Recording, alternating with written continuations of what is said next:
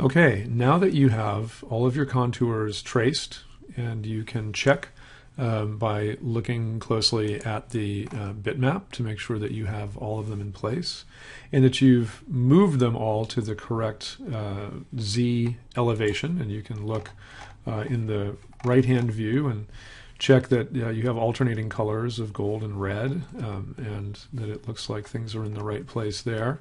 We can go ahead now and start working on creating a new ground surface from these contours. One thing that you can do for visibility's sake is go to View, Background Bitmap, and we can hide the bitmap.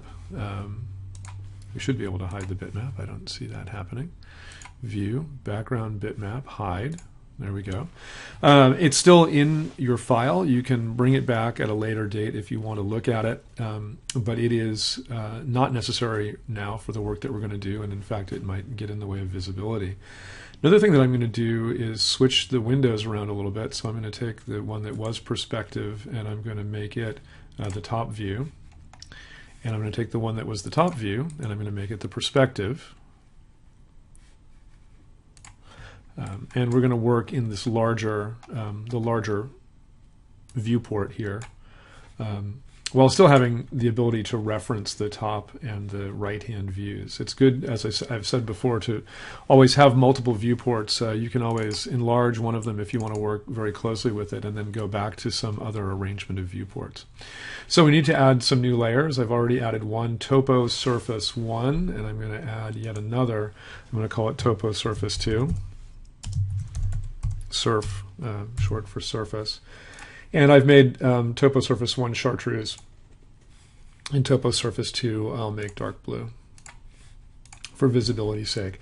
Now, we don't necessarily need to have all of the sublayers visible for Topo Trace, so I can close that set of layers and to have a more easy to read collection of layers here. We can always open it back up to work on any of the individual topo layers, but there they are. And we're going to use the curves that we created, that we traced from the topography, to now create a surface. And although when you look at the surface creation tools, Rhino, which is a surface modeling program, has a lot of tools, sweeping, lofting, networks of curves and whatnot, to create surfaces. Really, we don't have a lot of choices when we're working with this kind of data. We have what are called open curves, our topo lines that extend from edge to edge and that don't close on themselves. Closed curves. So really the only viable option for us to start to create a surface that matches these as closely as possible is the surface patch command. A patch will interpolate between these curves and try to make the best fit. So we can select our curves, and we're going to select everything except for the trim. We could actually take the topo trim layer and turn it off. And let's make sure we're working in topo surface layer, in the first one, Topo Surface 1. And we'll turn off the trim layer so we don't have that square right there to look at. Select all the curves. I can window them. I could say Control A to select all. And we're going to create a surface using the patch command. Now it's going to give us some options that we should look at here. And we can just start with what it gives us, or we could start or try to give it some other things. This actually is set to the last settings that I've used.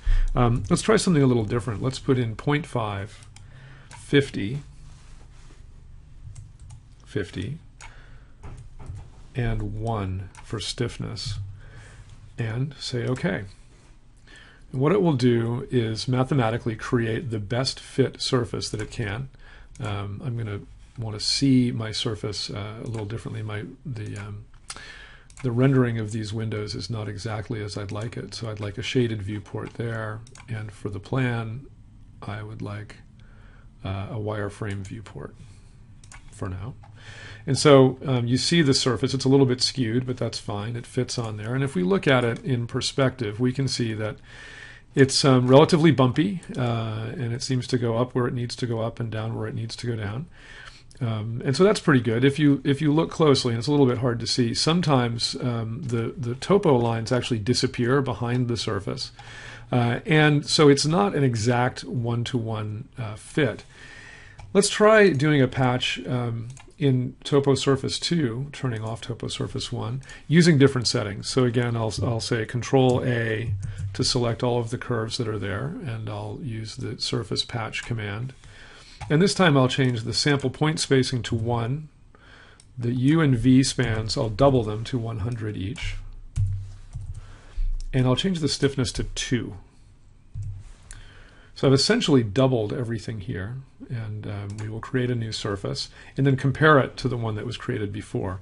This might take quite a while, depending on the processing power of your computer. And so we will pause this video and return when the surface is created.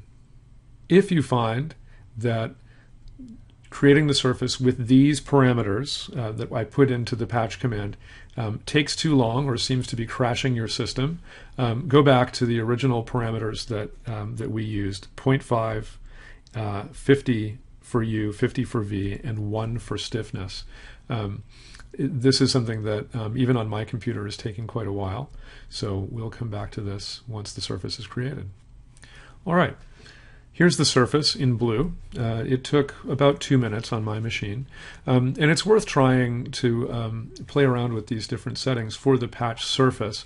And now we can turn on the first one, and we can start to look at them simultaneously and compare them. They are not the same exactly. They diverge in certain places. You can see the green one poking up through the blue.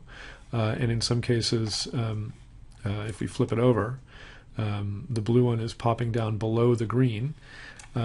And really, it depends on exactly how precise you want to have your surface. Sometimes with different settings, you'll find that the surface gets unnecessarily bumpy. But for my purposes, I find that the settings that we used, 1, 100, 100, and 2 for stiffness, create a pretty good surface. But my machine might be considerably more powerful than yours. So if you're finding that that doesn't work, go ahead and go back to the 0.5, 50, 50, and 1 for stiffness as the inputs for the patch command. So now we have a surface in blue, and that's the one that I'm going to be working with from now on. As I said, its extents go beyond what we started with, and I'm going to go ahead and turn what I've called the Topo Trim layer back on. And in fact, I'll make that my current layer, and I'll use the rectangle that we drew to create a trimming surface. So I'm going to take this and I'm going to select that square that we drew, and I'm going to create a surface using a different command. I'm going to, in the surface creation pull down, I'm going to go to extrude curve straight, and it's a simple way to create a surface. There are different things that you can select from the command line at this point. You can give it a direction, or you can say both sides yes, or both sides no. And so both sides no would be to pull it only straight up. In this case, I think I'm going to say both sides yes, so that I'm getting an extrusion that goes up and down. And if I maximize the right-hand view, I'll just select a distance on the screen that gets it above and below all of the blue surface that I'm going to be trying to trim. So now I can see my cutting surface here as a gray rectangle, and I'm going to use it. I'm going to select that surface to trim, and I can either select that here, or I can type in trim, and I'm going to trim the blue surface. So it's been trimmed away. I'm now going to select that surface again, and I'm just simply going to delete it because I don't need it. If you wanted to have a box around the edge of this, you could trim this. I could go back and do another trim, perhaps where I select the surface for my trim as the cutting edge, and then I trim the top of the gray, and so you'll see that in a moment. So here the surface has a sort of a box around the edge of it. If you wanted something like that, you could have it. We don't need that. So we've created our surface. We're going to save our file, and then in the final video that I'll be recording for this week, we're going to go back to this, change the scale, and create contours. So let's do a save, and then we'll come back in the final video.